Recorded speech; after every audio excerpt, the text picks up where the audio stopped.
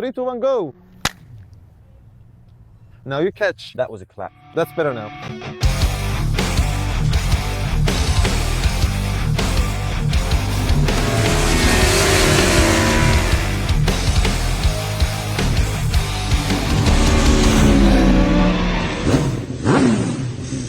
Hi, I'm Bartek, and this is Andrzej. Hi, it's me Andrzej, and this is Bartek.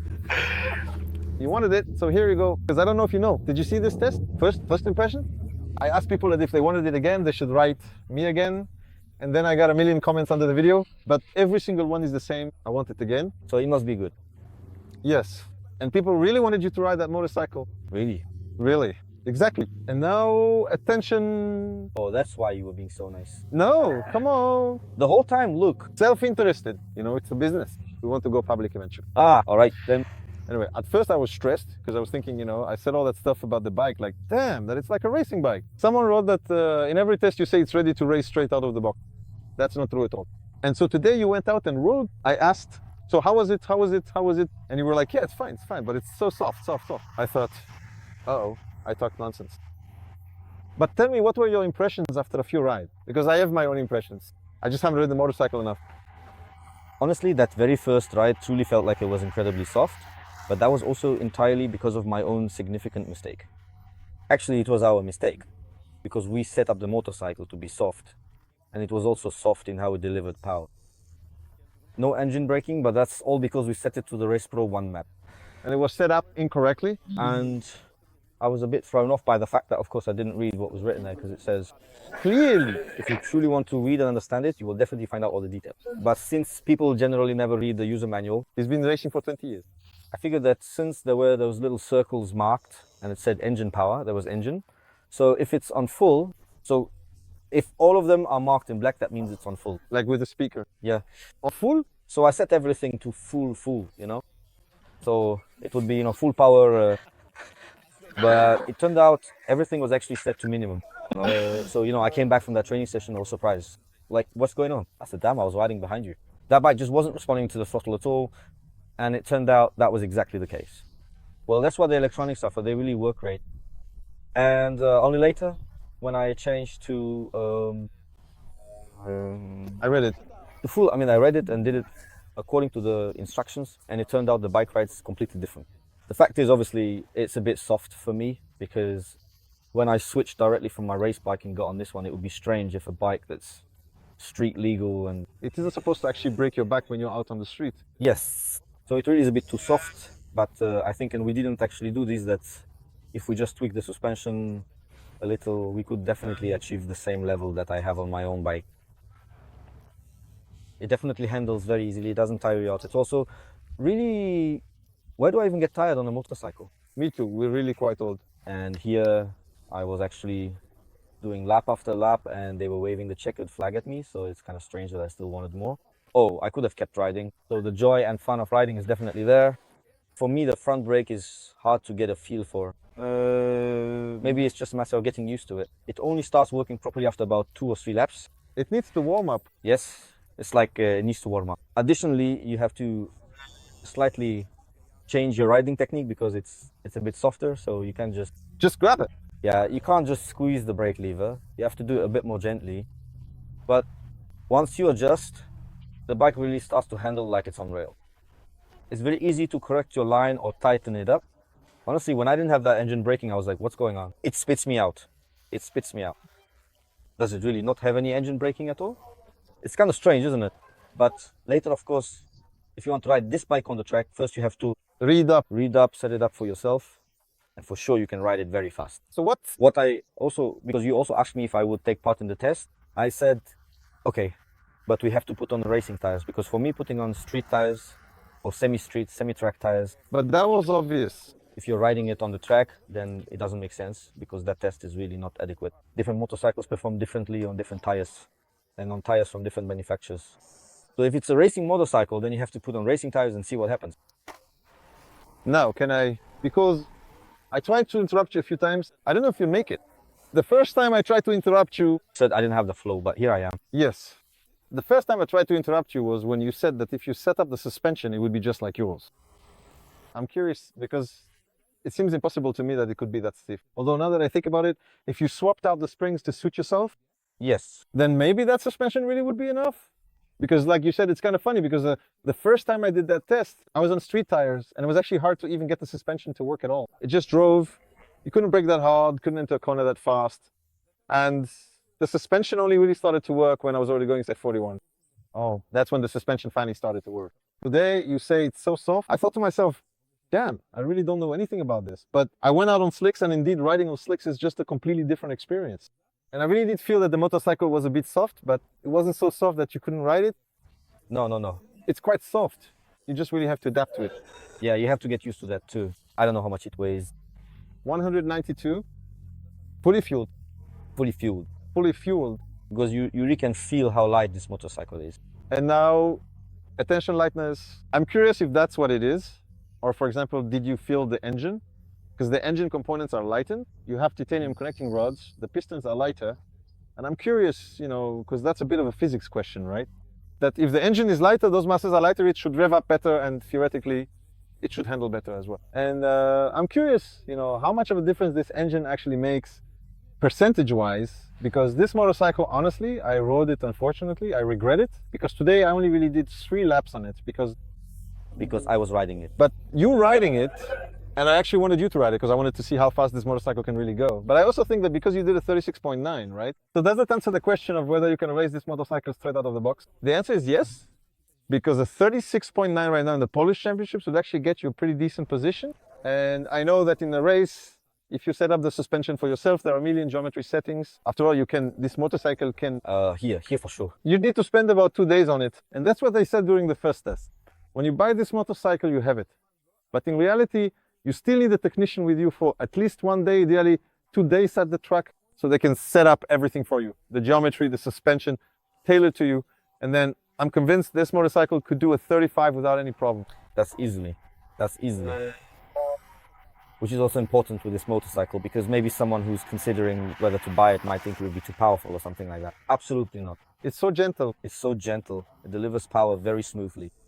Even as I'm talking, it seems to me that it's weaker than mine, but it revs up, it goes. It's just that it delivers it very smoothly, very gently. And this engine, compared to my motorcycle, is just so smooth, How do you even call that? Yeah. It's really silky, isn't it? Really. It's not twitchy at all. Gentle. You also mentioned that the mid-range, that it doesn't really pick up in the middle, but let's remember it has a homologated exhaust. I'm sure that if you took out that exhaust system, it would become an absolute beast. Because the way it goes now, I was riding today, while you were riding too, and it kept up with racing bike. I was able to overtake myself. On the straight? Yeah.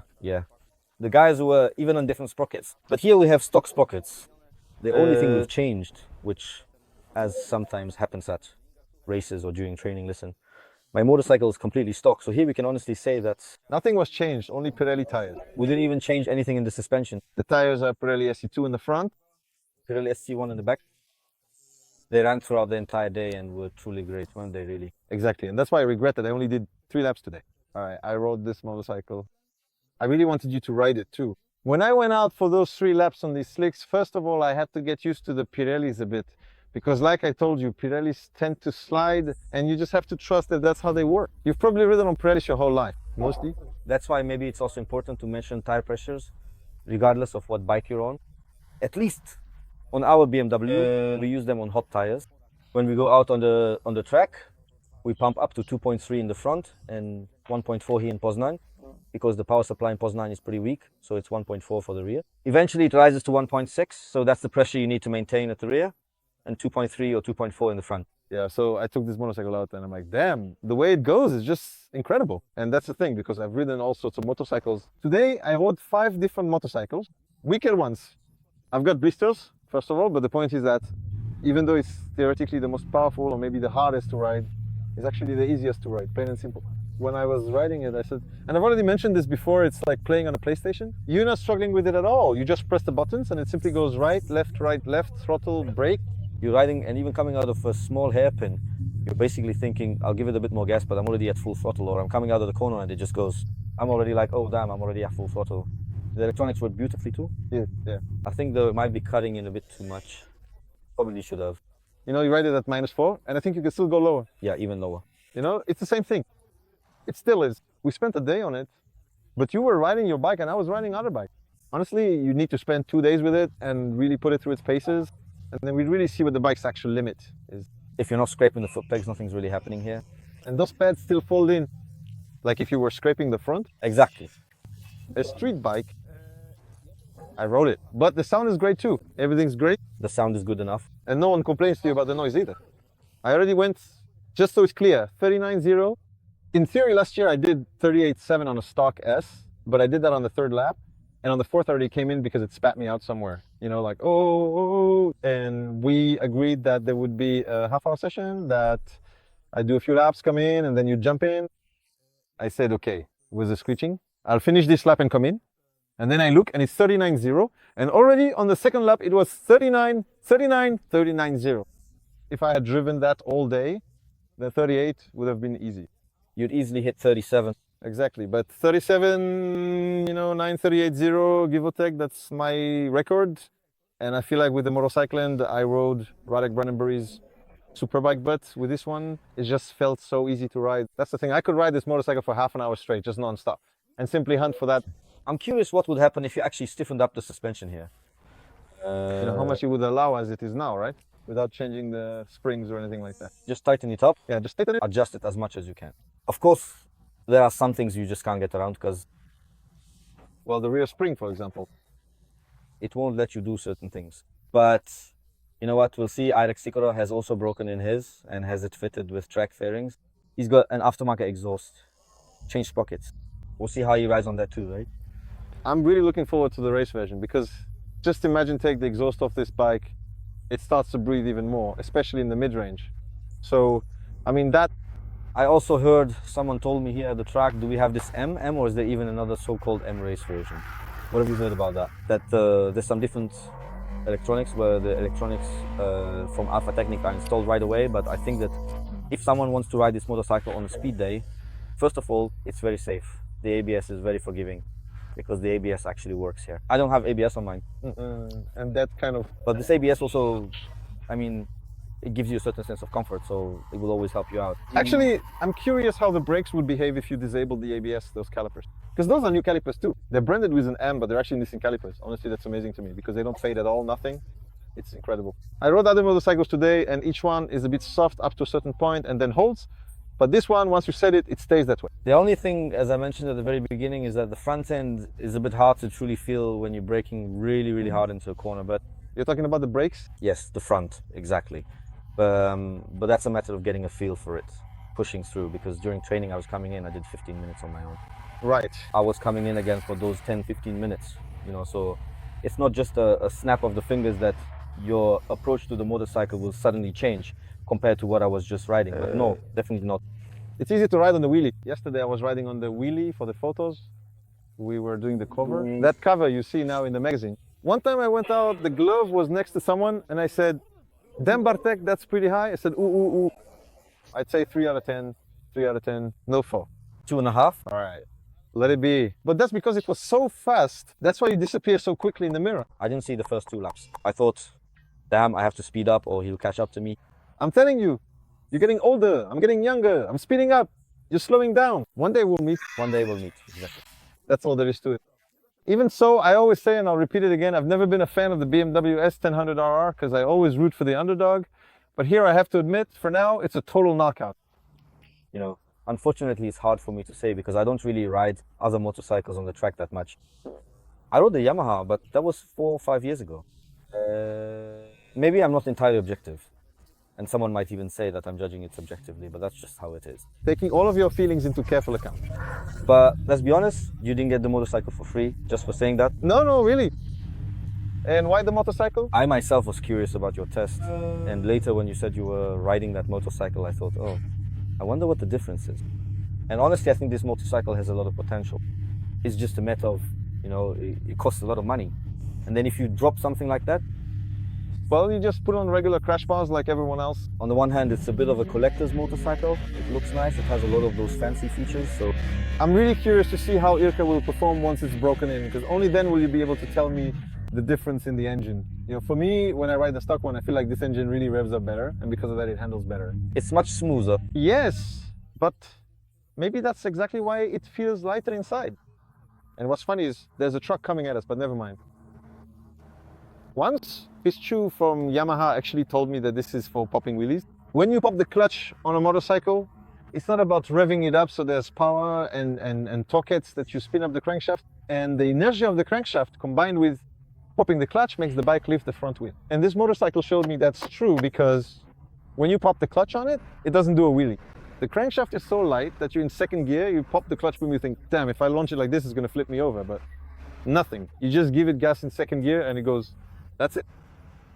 To sum up, well, I think that if someone only 150,000 zlotys. 150,000 zlotys and wants to have some fun with it on the track, because I believe that's what this motorcycle was made for, that you can actually ride it fast and safely. Yes.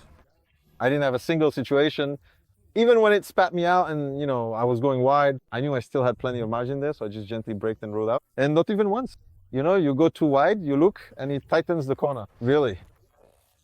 I'd actually like to ride it a bit more, just to get a better feel for the front. Once you start to feel the front,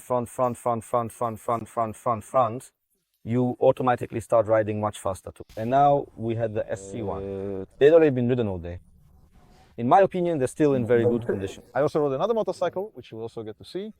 I rode the Aprilia, and I'll comment on that as well, maybe now or maybe later, and then we'll organize a comparison test. But I also noticed that this motorcycle wore the tire down less.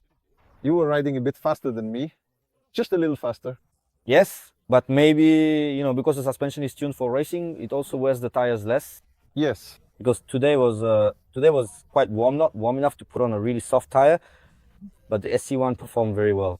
Not only did it have grip, but it also didn't wear out. Listen, I need to learn how to ride on Pirellis because they're great tires. It's just that, you know, for me, when a tire starts to slide, that's it. But this one slides and then grips again, right? It grips, yeah, exactly. And that's what's cool because you can set it up, it slides out because it also sets the bike up for your exit. But not to exaggerate if it gives you signs that basically the very first time you open the throttle in a corner while on your knee and it starts sliding, just slipping out, then unfortunately something's wrong with the suspension, but that's not the case here. Here, you can actually go full throttle. It sets itself up and it just goes, yeah, awesome, this machine. Unfortunately, I'm afraid this might be the best out-of-the-box motorcycle I've ever ridden. But now, attention, what do we want people to ride? What should we ask for? That Rafał goes into the closet. So that Ducati ultimately gives us a V4 engine. Now, attention. This is indeed the Aprilia RSV4, isn't that correct? Yeah, we have the RSV4 1100. It has a bigger engine capacity, but all right, we'll let it slide. That's how they are. V4. But well, the V4 was the fastest last year. It was the fastest, so that's that. I know the guy, and that's the most important thing, because I'm not sure about that Aprilia, we'll see. Because 1000 is a bike you can race with. You can't race with the Aprilia. In stock 1000 you can, but in the Polish Championships you can. Doesn't matter. I know the guy. You do too, by the way. His name is Dariusz, and he has a V4R Panigale. Exactly. 1000. If he lends it, why not? We'll take it for a spin. He said he'd gladly lend it to me. We promise we'll try not to break it. We'll try not to break it, and I guess, I don't know. I know, I'll try to find that Kawasaki ZX-10R, because it was missing last year. Everyone noticed that, and this year, there's a chance that maybe we could get that motorcycle. And now the question is whether any tire manufacturer would decide to provide the same tires for each motorcycle. Yes. So that we can thoroughly test these powerful motorcycles in precisely identical and controlled conditions. Will you give us Pirelli? Pirelli would gladly provide them. They have a lot of money. I don't know. In Italy. In Italy? Probably also in Poland too. I think there won't be a problem with that. All right. So what? After they can even afford that, for a calendar for a racing team in the EWC, right? Polish LRP. Exactly. So it has to be, right? Included in the price. Listen, what about the viewers? What should we ask them? What should they write so that we do it? What should they write? A key phrase, just like I asked for it to be. I want it one more time. So what now? Let's ask, right? So write it down. Oh, look, Yamaha. Yamaha Cup competition. I overtook one like that on the straight today. Oh, because they lined up behind us back there. See, I didn't even notice. Exactly. The guy who's just so completely fixated on that tiny little Simpson. Exactly. Giraffe, go into the closet. If you truly say so. Let's do it. If you now type giraffes, go into the closet, we'll try to take that V4R motorcycle. and whatever else we can get our hands on with the same tires. GSXR. What can you manage? Maybe we could get the CBR ER too, since that's also 1000, and it's nice, and it also needs to be set up properly to work. And now, Let each manufacturer send us their technician. yes, and now the most important thing is that we do it in such a way that we spend 2 days here.